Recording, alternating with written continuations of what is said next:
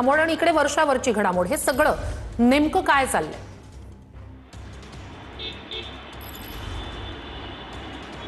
बघा, भविष्याच्या राजकारणाचे हे संकेत किंवा डावपेच भाजपचे आहेत असं म्हणता येईल. 2029च्या निवडणुकांची तयारी भाजपनं आत्तापासूनच सुरू केली आहे आणि केंद्रात इंडिया अलायन्स अस्तित्वात राहू नये आणि राज्यात महाविकास आघाडी अस्तित्वात राहू नये, फूट पडावी असं एकूण या सगळ्या घडामोडींमधून दिसतंय. आता त्यात एक महत्त्वाचं आहे की याआधी ऑपरेशन टायगर झालं आणि आता शरद पवार यांचा राष्ट्रवादी काँग्रेस पक्ष हा भाजपच्या रडारवर आहे.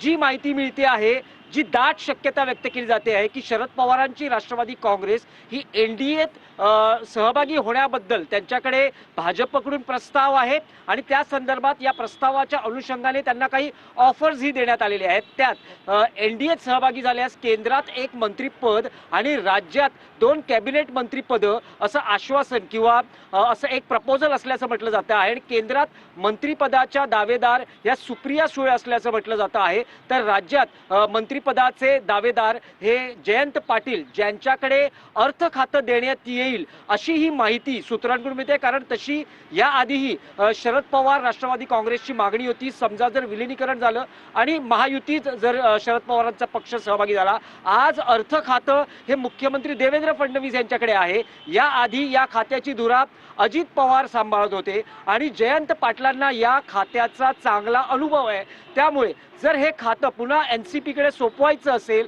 तर जयंत पाटील हा सगळ्यात चांगला चॉईस देवेंद्र फडणवीस यांना वाटतो आहे आणि साहजिकच देवेंद्र फडणवीस त्या दृष्टीनं निर्णय आणि पावलं टाकत असणार.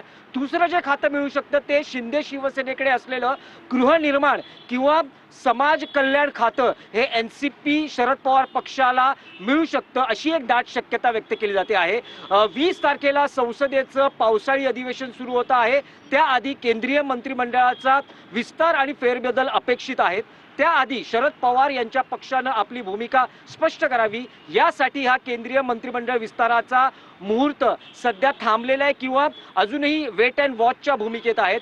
जयंत पाटील यांनी काल मुख्यमंत्री देवेंद्र फडणवीस यांची वर्षा या निवासस्थानी भेट घेतली, ज्यात सुनील तटकरे आणि प्रफुल्ल पटेल हे नेतेही या बैठकीला हजर होते. जयंत पाटील शरद पवार एनसीपीतील अस्वस्थ आमदारांचं नेतृत्व करतायत आणि कदाचित तेच या बोलण्यांमध्ये पुढे असावेत असं म्हटलं जात आहे.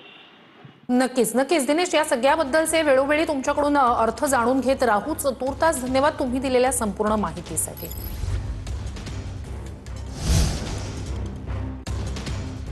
मतदारसंघ पुनर्रचना विधेयकावर पवारांच्या एनसीपीची भूमिका बदलणार का? आरक्षण मतदारसंघ पुनर्रचना घटना विधेयकाला समर्थन शरद पवारांच्या राष्ट्रवादीकडून दिलं जाण्याची शक्यता आहे. पक्षाच्या वतीनं अधिकृतपणे भाजपला मदत करण्याची भूमिका घेण्याबद्दल माहिती समोर येते. सूत्रांकडून ही माहिती समोर येते.